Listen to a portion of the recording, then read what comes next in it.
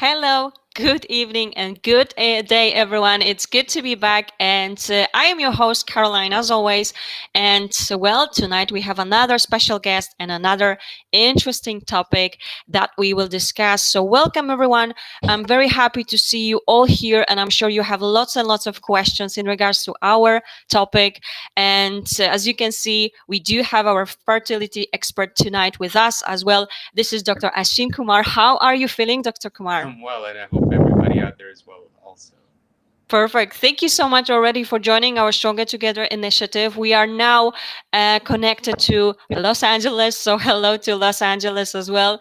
And of course, as always, we will start with Dr. Kumar's presentation. And afterwards, it will be time for your questions. So, just type the questions in the chat section. And after the presentation, Dr. Kumar will be more than happy to answer your questions.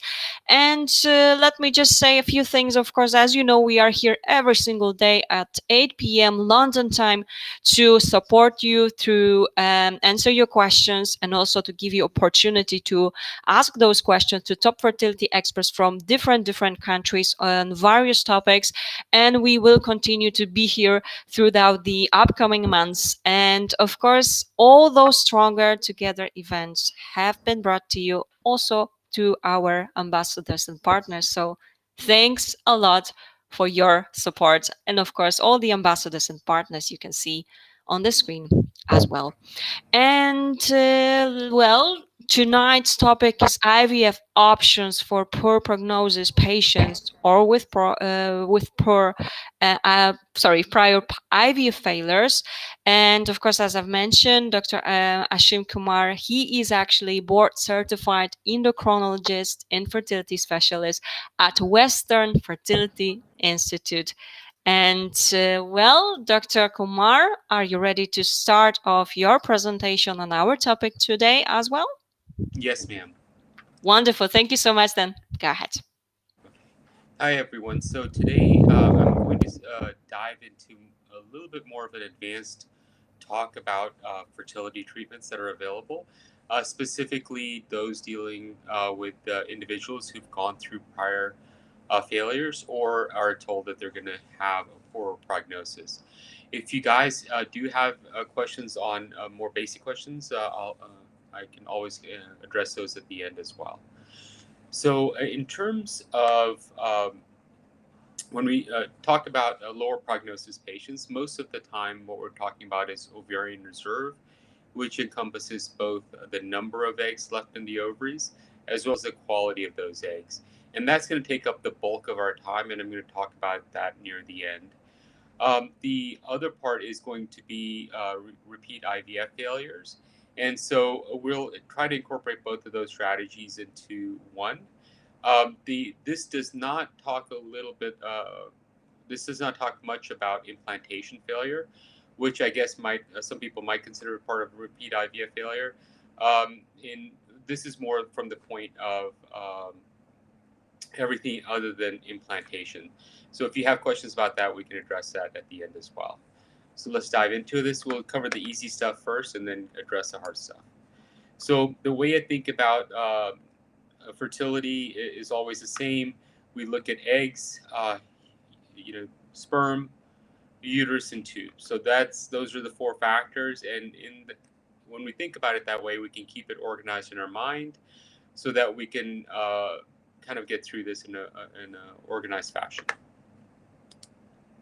So in terms of the fallopian tubes, what can be missed, it's a little bit uncommon, but I've seen it several times, is a hydrosalpinx. So what we have is, if you guys can see me, so this is my uterus. You can see that one side has a normal fallopian tube. The other side looks dilated, almost like a water balloon. And the hydro means water, salpinx is fallopian tube. So a dilated fallopian tube, either one that's always dilated and one that can be easily seen on ultrasound, or one that's dilated on a hysterosalpingogram, can negatively affect the chance of implantation by 50%. And not can, will negatively affect the chance of implantation by 50%. And that's been proven, that's been known and acknowledged, it's not in dispute. We've known about this for decades. So the prior recommendation was either clipping the tube, meaning stopping the flow of this toxic material into the uterus by interrupting the tube, or removal of the fallopian tube. And now the recommendation is to remove the fallopian tube, because quite often what is perceived as ovarian cancer is actually tubal cancer, and it's difficult to tell the difference. And the persistent inflammation found in the hydrosalpinx is felt that it's going to increase the likelihood of cancer, so it's better to remove it altogether. So again, by removing the tube, and if it cannot be removed because of difficulty of surgery, by interrupting it, then the chance of implantation should return back to normal. And again, that's well documented. Okay, so let's next talk about sperm. So our initial test, which is a semen analysis, is actually a very cursory or limited look at sperm. So we look at volume, concentration, motility, and morphology. And most of us think that the volume is important, concentration is important, but in fact, the most important thing is the morphology and then the motility. We want vigorous, moving sperm that look normal. It doesn't matter for IVF if you have 20 sperm or 20 million sperm or 200 million sperm. We only need as many good sperm as we have eggs. And it's uncommon to have more than 20, 30 eggs. So this idea that we need this amazing number of sperm is not realistic. And what we do want is the freshest, best sperm available. So most of the time, I do not do any additional tests on the sperm. There are additional tests available, like the DNA fragmentation test. When the first time we heard about this was in the early 2000s, a gentleman named Don Evanson invented the SESA for use in humans. He'd previously been in the cattle industry. And when the first paper was published, they studied about 1,000 men and said that anybody that had a high degree of fragmentation would not be able to father a child. Pretty soon, all of us had exceptions. And the first patient I had many, many years ago, decade and a half ago, that had a high fragmentation, they got pregnant on the first IVF cycle. And if you look at the indication for the test now, it's only to determine if an abnormality on the SCSA uh, means that we should forego IUI and go right to IVF with ICSI. And even then, regular IVF would work. So it's basically to figure out if ICSI is needed or not. ICSI stands for intracytoplasmic sperm injection, where we take each individual sperm and inject it into each individual egg. And since we do that routinely for 100% of our patients going through IVF, we quite often believe this is a superfluous, again, unnecessary test. So if there is let's say the morphology or the motility is a little bit lower, what are things we can do to improve the outcome? So I would like to address this in a more holistic approach, and one without kind of using a placebo effect, taking the advantage of a placebo effect without actually giving a placebo. Instead of giving you a packet of vitamins and saying this is going to fix everything, I think the more honest approach is changing the diet to a broad, diverse diet. It's not you should focus on any one thing, mostly vegetables, a little bit of protein like meat, and a little bit of carbs. And that having a diverse diet is going to give you a multitude of different vitamins that are going to have that antioxidant effect and improve sperm quality rather than just focusing on one. And if we max out on the body's absorption or use of one, it's not that more is going to matter any or help us more. We're just going to pee out the excess or excrete it. The second thing is exercise. Routine exercise quite often helps alleviate stress, lower general inflammatory state, and is going to improve the outcome. So at least 15, 30 minutes of exercise 3 or 4 times a week. The next is really important. So going through fertility treatment is the same level of stress as going through cancer treatment. By the way, the first 3 recommendations apply to men and women going through fertility treatment. And so, how do we get through this in a much better emotional state? And that is mindful meditation.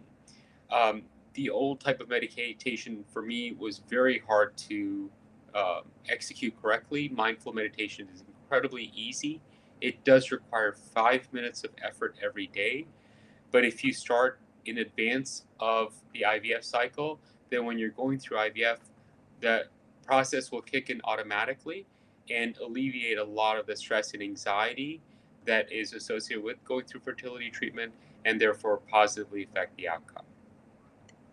Now, the next thing is that frequent ejaculation is a change from what was recommended many years ago. And what I'd like to just discuss openly is that the half-life of medical knowledge is 5 years. That means that everything I learned 5 years ago as being good medical advice, now potentially only half of that is valid. And in that, so 10, 15 years ago, we would recommend that you abstain from ejaculation for 3 to 5 days prior to producing the specimen or collecting the specimen for use with the IVF cycle. Now the recommendations have changed and are completely different. We want you to ejaculate frequently for 3 or 5 days at least, leading up to the collection of the sample that's going to be used for IVF. And the theory is that when sperm is made in the testicle, is protected against damage from free radicals by the blood testes barrier. When it is stored in the epididymis above the testicle, it's allowed to be attacked by the free radicals and therefore degrades. So again, we want few sperm, or we only need a few sperm, but we want them to be of the best quality. The other thing is that sperm does not have mitochondria. All the mitochondria that we have is from the egg itself. If that's true, that means then the sperm has a battery pack. It doesn't have a power plant. It cannot make more energy. So whatever ATP it starts off with, that's all it has for its lifespan. So if we have good fresh sperm, it's going to be better quality, better, more mobile, less degraded DNA inside, and lead you to a higher chance of success. So that's why now we definitely recommend frequent ejaculation. Finally, this is not something that I would recommend. I think that frequent ejaculation is a much better way to get a good sperm. It's definitely cost less painful. But if for some reason that's not possible, there are urologists that specialize in this field that recommend a testicular biopsy to get the freshest, best sperm possible for use with ICSI. So now let's go on to the uterus. So on the left here, we have the various tests that are available to be done on the uterus, and on the right, the appropriate treatment options. So again, this is not an initial evaluation for the uterus. By far, all of these tests on the left side would not be appropriate. Okay, so the initial evaluation of the uterus for IVF would just be a saline infusion sonogram, quite often called a sonohysterogram, hysterosonogram, saline ultrasound. All of them are the same. But if we have done that, it's normal, and yet we have repeat failures, then the test on the left would be appropriate. The last test is obviously it's not a uterine evaluation. I just threw it in there so that it's kind of a little bit easier place to put it than other places. So the first thing I would recommend that we consider is a simple endometrial biopsy. It's a very thin straw that's passed into the uterine cavity, and then there's a plunger that's withdrawn. It creates suction in the cavity. Cells from the endometrium are sucked into the straw. The straw is then removed, and the cells are sent for testing. We do recommend specialized staining for plasma cells. Plasma cells look like cartwheels, and if we stain for them, they're easy to pick out. And then if plasma cells are found, then we recommend a prolonged course of antibiotics and rebiopsy to determine resolution of the issue. And specifically what we're looking for is endometritis. So the endometrium is the lining of the uterus, and anytime we end a term with itis, it means inflammation. So it'd be inflammation of the lining of the uterus, and we're going to try to alleviate that or decrease that through the use of antibiotics. The next thing we look for in cases of repeat failure are things like MRI, and that's a medical resonance imaging, and that's of the uterus itself. We do not need contrast for this study, but we do recommend a high resolution magnet, like a 3 Tesla magnet, to pick up a great deal of detail in the uterus. And what we're looking for is the lining of the uterus invading into the muscle of the uterus. And I'm going to try to see if you guys can see it from my little uterine model here. So the lining of the uterus is this thin little pink layer. If it grows on the outside of the uterus, it's called endometriosis. Now, if it previously, when it grew into the muscle of the uterus, like I'm sorry, this area over here, it was called adenomyosis, Adenomyosis, and now recently in the U.S. it's changed to endometriosis of the muscle of the uterus.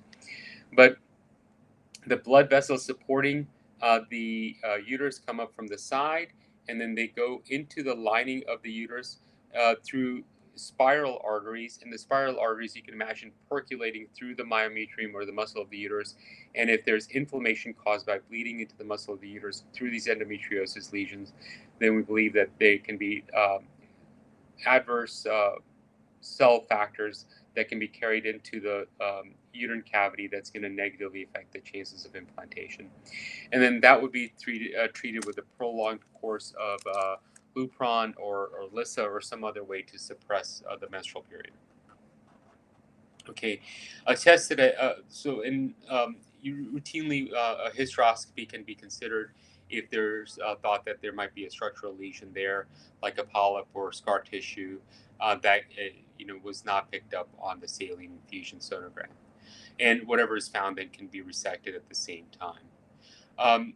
The next test we're going to talk about is an ERA, and that's an endometrial receptivity assay. There are several out there, and basically what they're trying to do is to help us decide if what should be the duration of exposure to progesterone before the embryo transfer. This is a test that I myself do less frequently. I think that this type of errors are a much lower chance of implantation failure. But the test consists of going through a frozen embryo transfer cycle that exactly mimics our regular frozen embryo transfer cycle. And instead of doing an embryo transfer, what we would be doing is a biopsy, very similar to the biopsy done for the to check for endometritis. And instead of sending the cells to the local pathology lab to look for plasma cells, they're sent to a specialized lab where they look for proteins that are expressed or not expressed to see if we need to change the transfer time to a day or two before or a day or two after what would be typical. Lastly, and again, I think this is not the perfect spot for it, but we can put it here. And again, this is a little bit of a not as certain as things like hydrosalpinx to cause implantation failure, but definitely should be considered is a thrombophilia evaluation. A thrombophilia evaluation is one looking for clotting disorders. Clotting disorders definitely have been associated with um, recurrent pregnancy loss. And there's some thought that a recurrent pregnancy loss workup and an implantation failure workup are kind of similar. And if we find a problem with the clotting cascade, then we need to address it sooner rather than later. Meaning that instead of waiting to see a miscarriage, go ahead and add a thrombolytic, meaning a blood thinner, to the treatment protocol early on, and that may improve or help resolve the implantation failure. Okay, now we're going to the crux of our issue, which is going to be the ovarian reserve issues. So I think ovarian reserve encompasses two ideas: the quantity of eggs remaining in the ovaries and the quality of eggs remaining in the ovaries. And I'll take a few minutes here to talk about kind of just the difference in biology between men and women. When boys are born, no sperm is made. When boys go through puberty, sperm is, sperm production starts, and then sperm production will continue for the rest of life. And the decline is minimal. It's about 1% a year. It's not very significant. On the other hand, a baby girl inside her mother's womb at 20 weeks gestation out of a 40-week pregnancy will make all the eggs she'll ever have. And the numbers, these are averages. Remember that it's different for every person. The average is about 6 to 8 million at 20 weeks gestational age. By birth, we've lost the vast majority of the eggs. We're down to about a million. Age 13, we're down to about 300 to 400,000. Age 37, only 25,000. Now, most women will only release or ovulate about 400 eggs over their reproductive years, so a lot of extra. But you can see from the numbers that a woman is going to lose about 1,000 eggs a month or more. Now, menopause occurs, and by menopause, there are about 1,000 eggs left, but the quality is so poor that they're unresponsive to the stimulatory hormones made by the pituitary. So that leads us into the next part, which is going to be the quality. But let's talk about ways to assess the quantity. So there are three different ways that are routinely used. My favorite is the AMH. It stands for anti-Müllerian hormone. It's a fairly reliable test. It's not perfect, meaning that some people can have abnormally low or abnormally low results based on just the specific molecule that's present in their body and um, well it binds to the antibodies that are used for the testing. Um, and AMH correlates directly with the number of eggs, meaning that a high level means that you have a very good ovarian reserve in terms of the number. Medium level means it's okay. A low level means we're running low.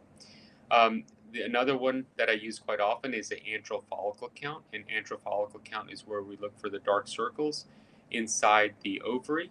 And that, I think, for cycle to cycle, that very much helps us determine how many eggs we should be able to expect and therefore the correct dosage of medication, etc.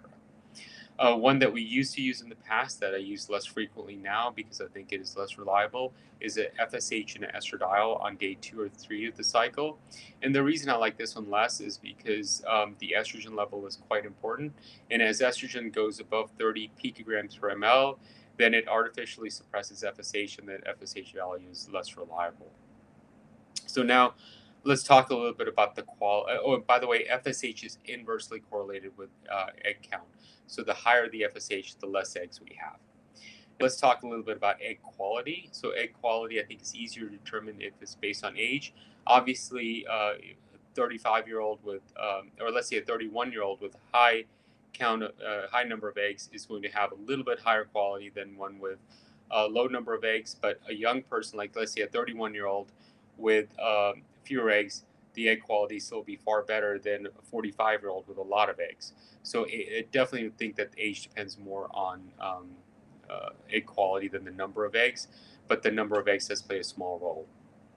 So when we talk about quality, what we're talking about is the propensity of the egg to generate a euploid versus aneuploid embryo. And let's talk about that word a little bit and break it down.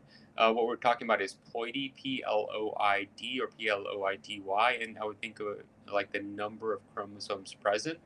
And U, the prefix EU in medicine means true. What we want are euploid embryos, meaning correct number of chromosomes in the embryo, which would be 46, 23 from the egg, 23 from the sperm. The prefix "an" means not, so what we do not want are aneuploid embryos, which would have an abnormal number of chromosomes, or missing or extra pieces of chromosomes. So again, this is a propensity of the egg to go down the path of aneuploidy versus euploidy. So this is a little depiction of what we're talking about. And it's interesting in that the egg actually starts off with 92 chromosomes. All of our cells in our body, except for red cells, have 46 chromosomes. The red cells don't have a nucleus; they don't have chromosomes. And these 23 are from the egg that created us. 23 are from the sperm that created us. And when, let's say, one mother cell is going to make two daughter cells, the DNA replicates in the cell. The DNA goes to each side of the cell pinches itself into two, and you have two identical daughter cells from the one mother cell. The egg actually starts off with 92 chromosomes as well, and the egg is dormant for a number of decades, and with ovulation, the chromosomes actually line up and then they're pulled aside, 46 to one side, 46 to the other. One set of chromosomes is thrown out. That's called the first polar body. The 46 are lined up again, 23 pulled out, 23 on one side, 23 on the other, another 23 are thrown out, and that's the second polar body. The sperm comes in with another 23, and we have the 46 to make a new embryo. So this slide depicts even distribution of the chromosomes so that the resulting eggs have the correct number. Now, this kind of issue can also happen in the sperm. It's just much less frequent. So over here, we can see where we have that first division of the chromosomes is abnormal, and it results in the eggs having too much DNA, which is at the top, in the top right, and then too little DNA, which is at the bottom right. This slide is where the second division is unequal, and so that in the top right we have the two eggs that would be normal. In the bottom right we have one egg that has too much DNA, and the other that has too little. So this, unfortunately, we find more and more with we get older, and if you can imagine that up until age 33, 34, the number of eggs is relatively stable, then it goes down pretty rapidly. The egg quality is the inverse of that. So this is the likelihood of finding an abnormal embryo. It's relatively stable, and after age 34, it starts to get perpendicular, to get vertical, and in our 40s, then it rises quite rapidly. And remember that aneuploid embryos are the most common cause for miscarriages as well. So these are now ways to address the quantity or the number of eggs we can get.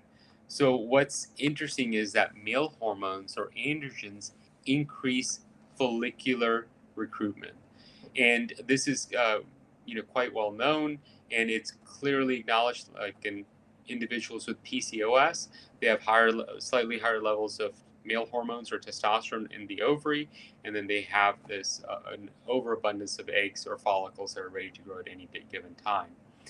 Now, that is very true that male hormones increase follicular recruitment, but male hormones or testosterone is also the signal to the non-dominant follicle or the non-dominant egg that they need to undergo degeneration, that they're not the chosen one during a normal ovulatory cycle.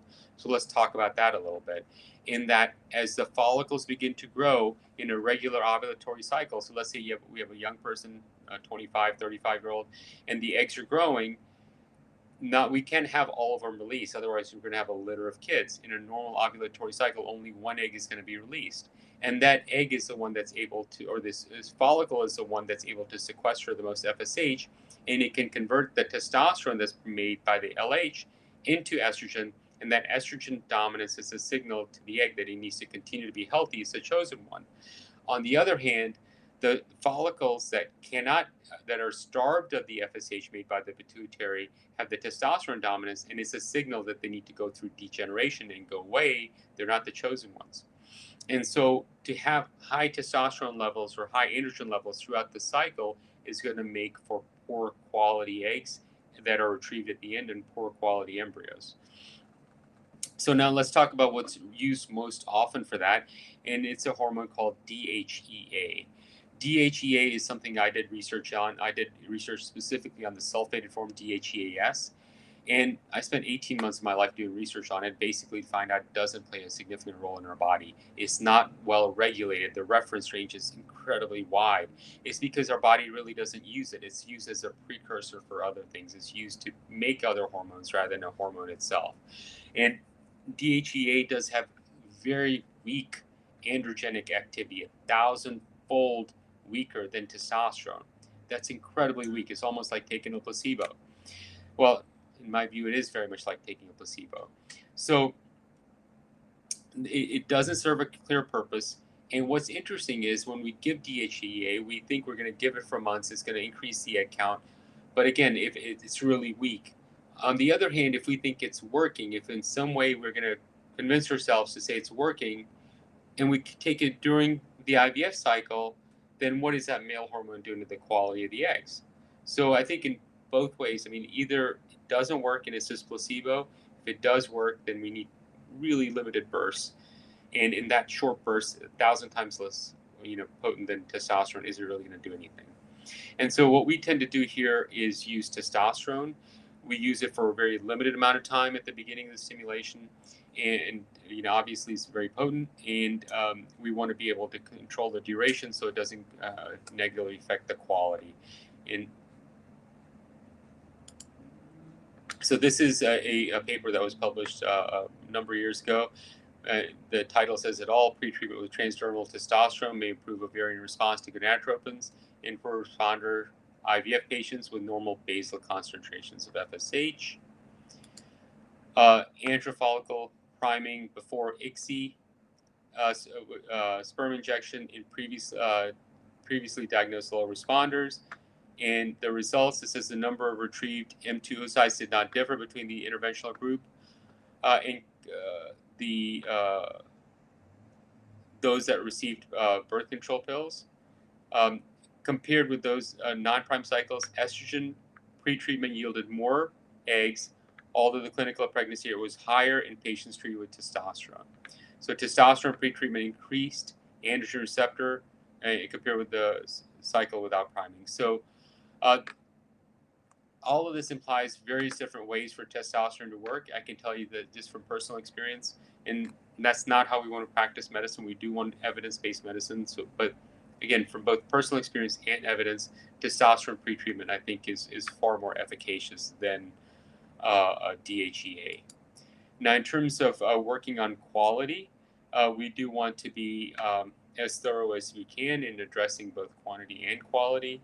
I don't think human growth hormone is a panacea. It doesn't fix anything, but it is the closest thing we have to the fountain of youth. I think in terms of the best study out there, the studies have been very small. You can see this one.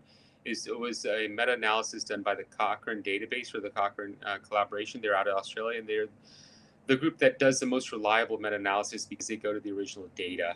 And you can see that from even this study that it's not perfect by any standard. So there were they combined 10 different studies to get this one, to get enough power, meaning to get enough patients to actually make a conclusion.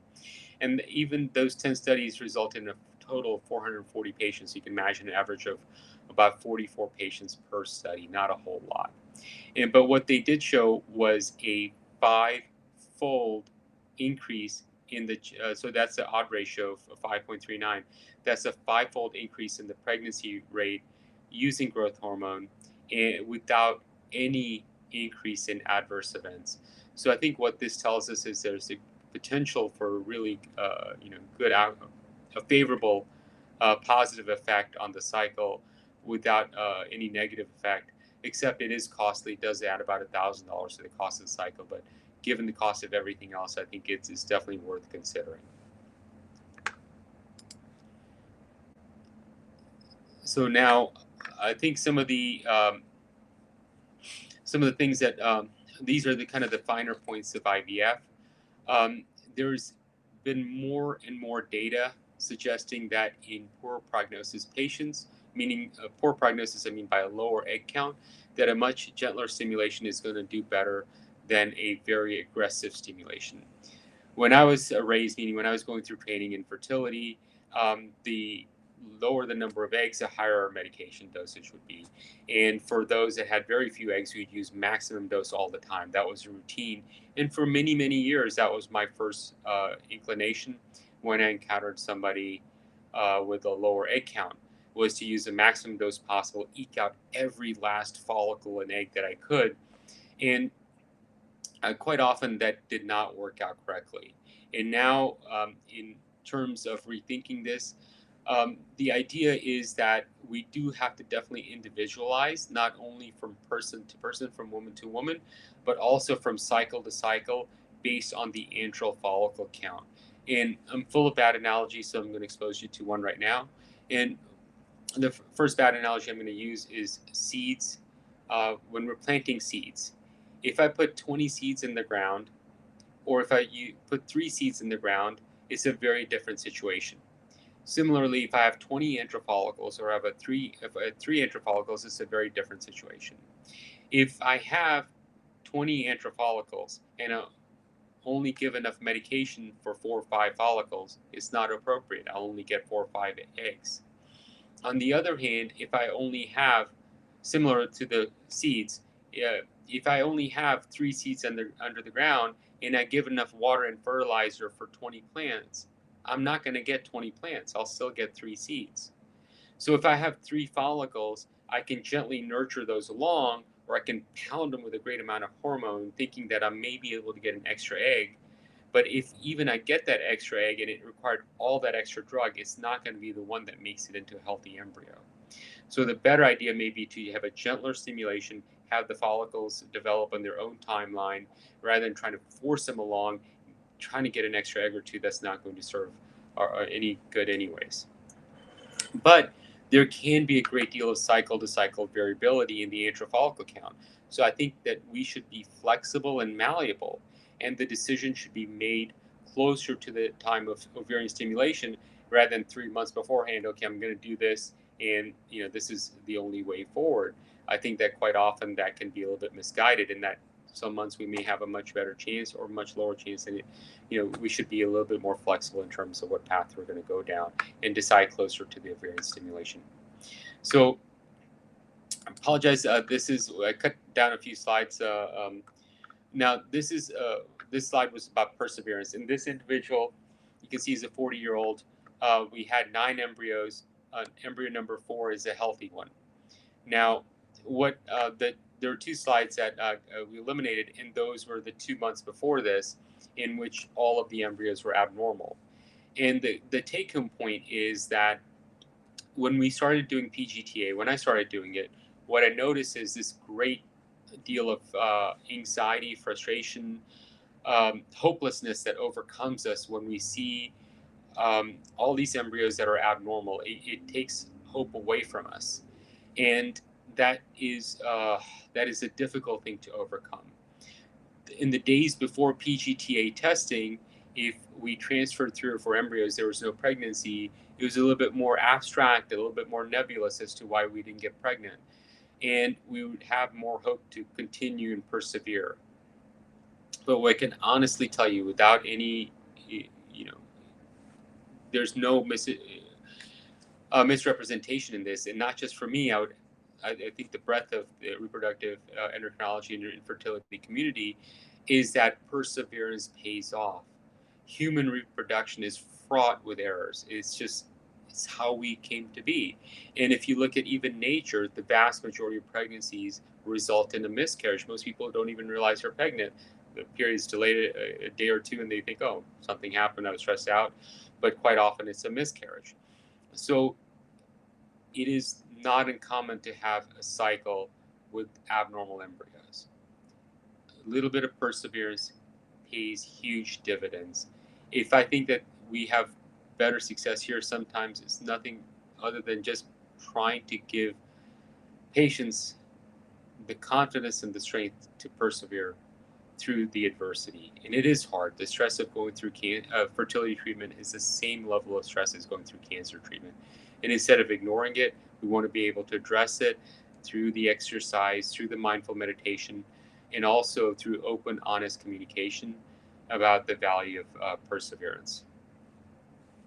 So, okay. And then also a great deal of honesty. Like I said, transparency is really important. There are going to be times where perseverance doesn't pay off. And those times you really need to have the confidence in each other that, hey, we're making the best decision together as a team. I'm not going to steer you down the wrong path. But as difficult as a decision it is, as it can be to switch to donor eggs, sometimes it is an important decision to strongly consider, rather than bouncing around from infertility specialist to infertility specialist, from one treatment path to another, almost like a pinball. And I apologize, but sometimes our egos get the better of us. I know I can do a better job than the doctor before, or this or that. And that does not need to be the case. It needs to be, hey, there are a lot of things that are possible. What we want to do is think about things that are probable. And if we've gone down and had a great number of IVF cycles, we've exhausted ourselves emotionally, financially, your life is going to change forever with a baby rather than without a baby. then this can be a really important option and a really good viable option, and it's really worthwhile to consider. And the three factors that I think are important in all of these decision making, they're outlined here. Anytime we make a decision together, it needs to be a more long-term decision rather than just 1 month at a time. Think about a 3 or 5 month course, or even a 3 or 5 year course. What's medically appropriate, what's emotionally appropriate, and what's financially appropriate. And when you combine all those three things together, then we come up with a comprehensive decision versus leaving one part of it out. If I think in the vacuum of what's only medically important and don't think about the finances, it's not fair to you.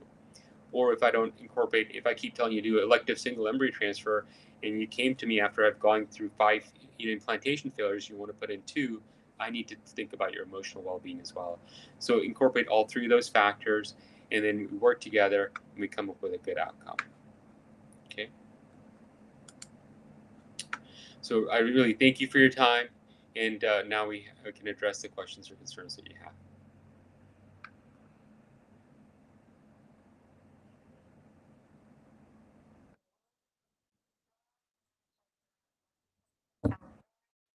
This topic, and of course for all the recommendations as well. And you are very right, it's time to answer your questions. So of course, as you can see, Dr. Kumar, there are plenty of questions ready, so let's go ahead with the very first one that we have right here. We have MFI. We have had 4 failed IVF ICSI high dose stims. We only ever end up with one embryo despite 15-19 eggs retrieved. My AMH is 19, AFC is 15. What drugs protocol would be best for me? Okay. What does I'm not familiar with the acronym MFI. Are you familiar with it? Yes, I mean, if you could let us know exactly what that means, okay, that'd be perfect, and we Okay. will be able to answer you properly. So now, what I would recommend in this type of scenario, so when your AMH is probably 19 picomoles, and we think in nanograms per ml, and that we would divide by 7. So it's about 2.6, 2.7 if I'm doing some decent math off the top of my head, which is pretty favorable, and it's appropriate with your antral follicle count. My recommendation would be to go down. I would do an antagonist protocol, and I think that you'd do better with a mixed dose, with maybe let's say 300 units of FSH, 150 units of HMG, and I would consider maybe 50 milligrams of clomiphene for about the first 7 days. So a little bit lower dose. Oh, male factor infertility. Thank you. Like I said, a little bit lower dose, and this is one of those cases where the adverse outcome may be due to a little bit of problems in the sperm itself, and uh, you know, frequent ejaculation. So this is where lifestyle changes. A handful of nuts and berries every day. Get those antioxidants on board, not through pills, but through dietary changes. Exercise every day. It's huge benefit in decreasing the inflammation in our body, improving our body much more so than any pill could ever do. And the third thing, daily ejaculation for even a week leading up to the egg retrieval. Again, you only need 20 sperm, right? You don't 15 to 19 eggs, so we need 20 sperm. We don't need 20,000. We don't need 20 million. So frequent ejaculation, I think, would definitely help. So a little bit lower dose and frequent ejaculation. Excellent. Thank you so much for that. And actually, there is a follow up. Okay, so let me go straight to this one. We have had up to 11 eggs fertilized, but only a few make it to day 3. Okay, and this I think it proves the point. So the your eggs are good.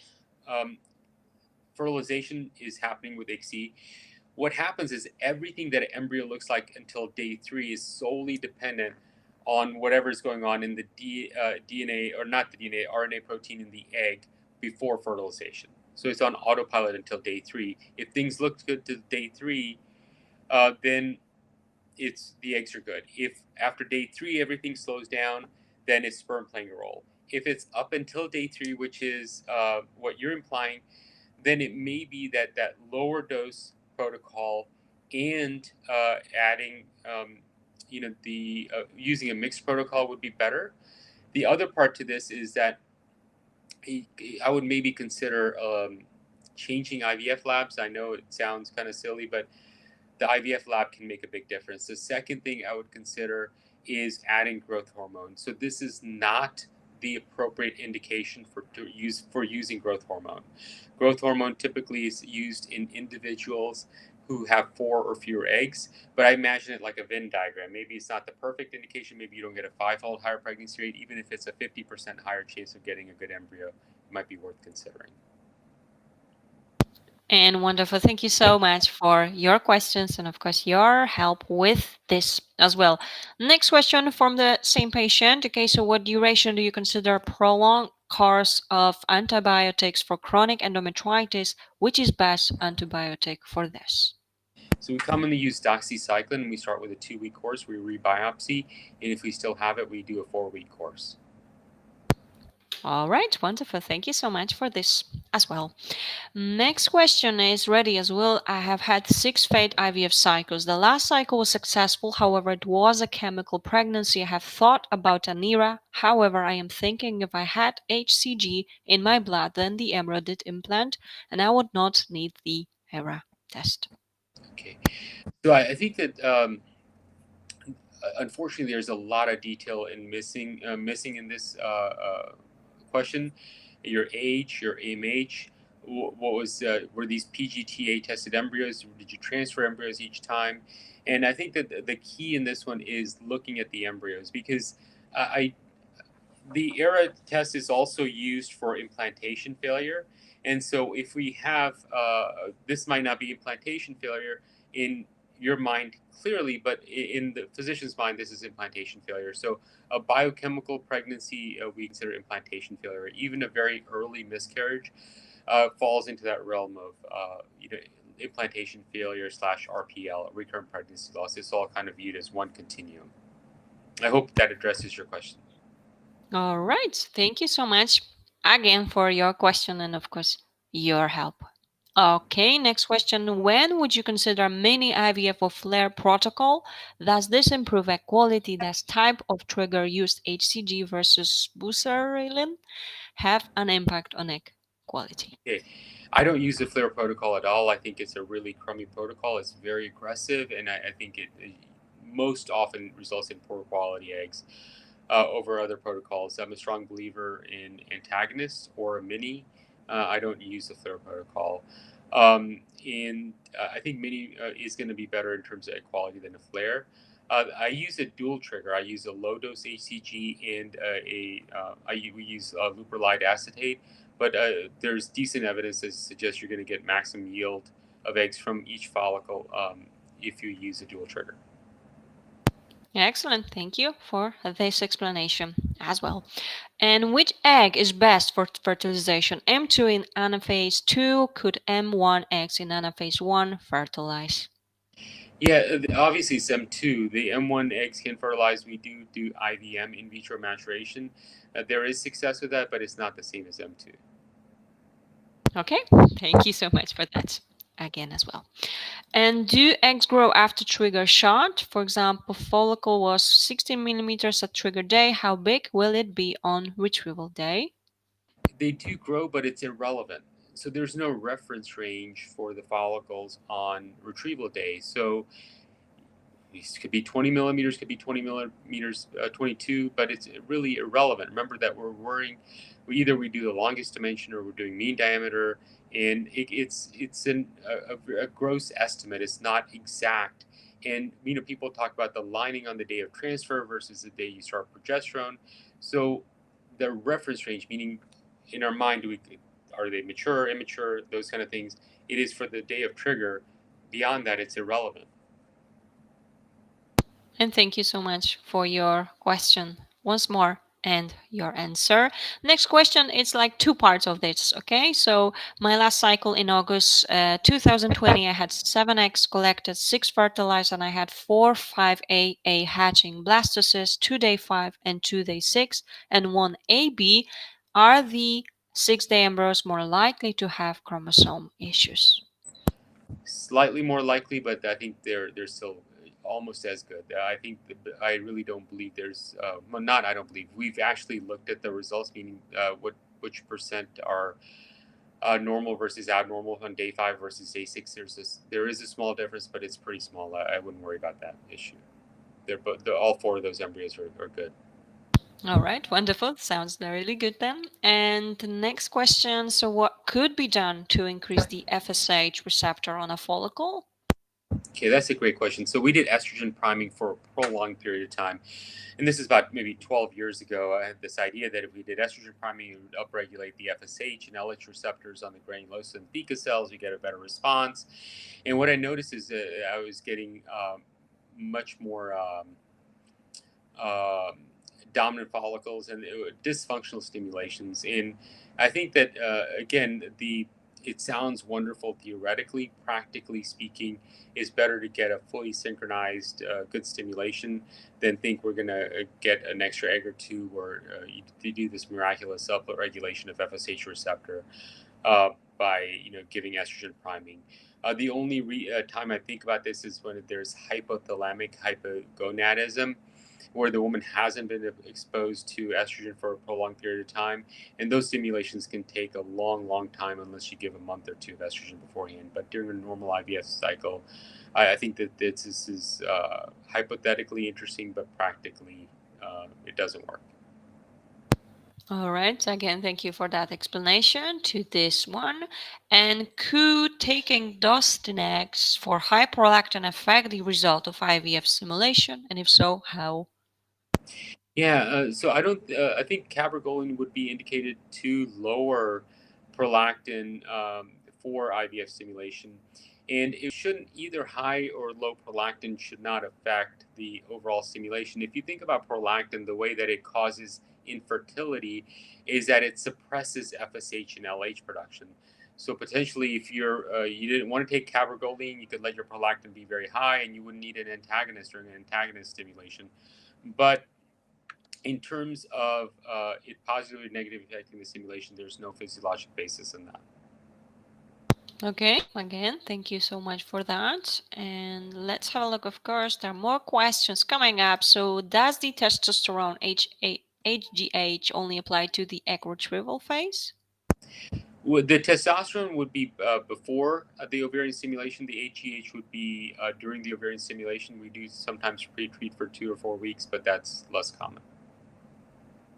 Okay, wonderful. Thank you. What maximum FSH will you recommend? 39, AMH 1.7, FSH 7, AFC 7. So I assume you're talking about the dosage. I would, I think in this situation, you're looking at this is where cycle to cycle difference is very great deal.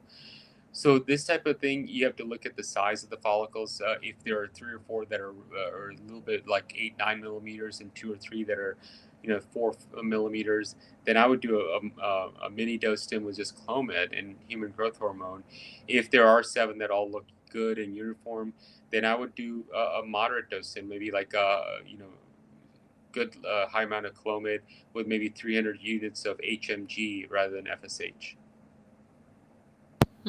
Okay, thank you for this as well. Next question, a bit of a longer question. My prolactin levels are high at 860. I have seen an endocrinologist and he said he would not treat as I do not have any of the symptoms. What would you suggest? And is this having an effect on fertility? I have a low AMH of 3.3, secondary infertility. I have a son 16, natural ectopic after my second IVF failed, a chemical on my fifth cycle, and I have just had a frozen transfer. Another BFN, what would you suggest? Yeah, I think the vast majority of us would treat with or without symptoms. I would definitely recommend the MRI. Again, the reference range is not there, and there are different units used all over the world. But that it seems like it's a pretty high uh, prolactin level. Um, I would get an MRI, make sure there's not a microadenoma in the pituitary. And with high levels like that, again, my inclination would be to treat. I think the majority of the issues are related to to the ovarian reserve issues and not prolactin. But obviously, just even emotionally speaking, having high prolactin levels, you being concerned about it, it makes so much more sense to treat it, have them come down to normal, and at least that's one less worry that you have. Okay, thank you. And actually, there is a follow-up from the same patient, so let me just go straight to that one. What are your thoughts between medicated versus natural frozen embryo transfer, age 34, secondary infertility, AMH 3.3? I have had a natural ectopic after my second IVF failed. Fifth transfer was a chemical after transferring two 5AA hatching blastocysts. I have just had a natural frozen embryo transfer. I have two 5AA hatching day 6 embryos and one 4AB day 5 embryo frozen. Would you recommend So, transferring two?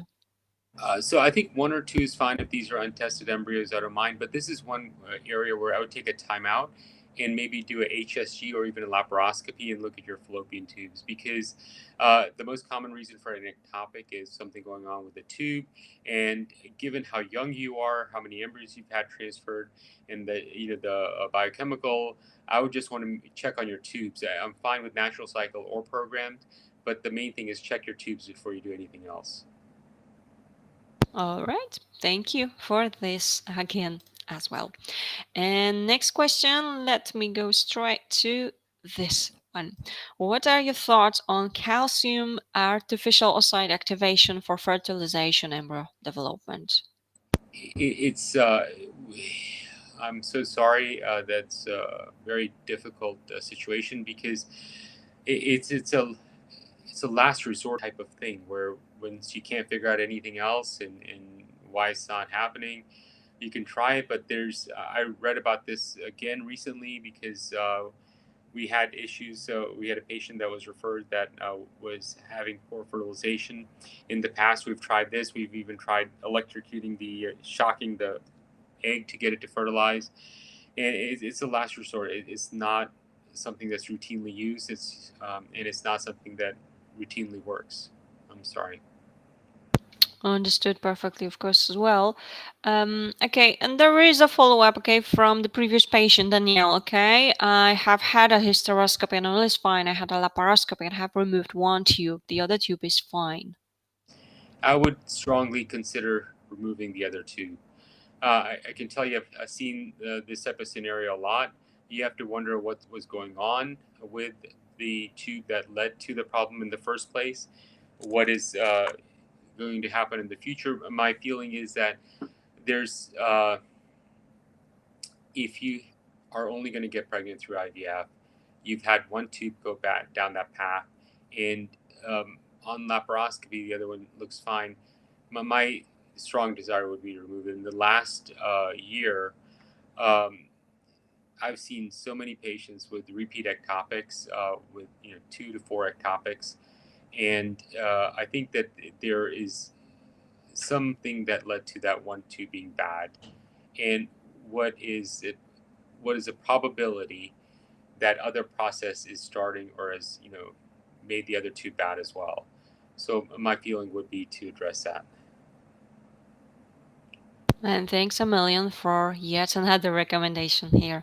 Next question, we will have like three parts of it, okay? So let me show you. I have had five IVF cycles till now. First 41 of age last year, AMH 6.9 nanograms, two embryos both fertilized successfully. Pregnancy miscarried 7.5 weeks. Always embryos are good till day 3 and never going to blastocyst. Last cycle, 8 embryos, 4 fertilized and 3 transferred. Day 5 at almost blastocyst. Never got semen fragmentation, so not sure I should wait till blastocyst or do day 3 transfer. I had antagonist last cycle and also have Hashimoto and worry about the thyroid levels not being the right levels. And let me go to the first.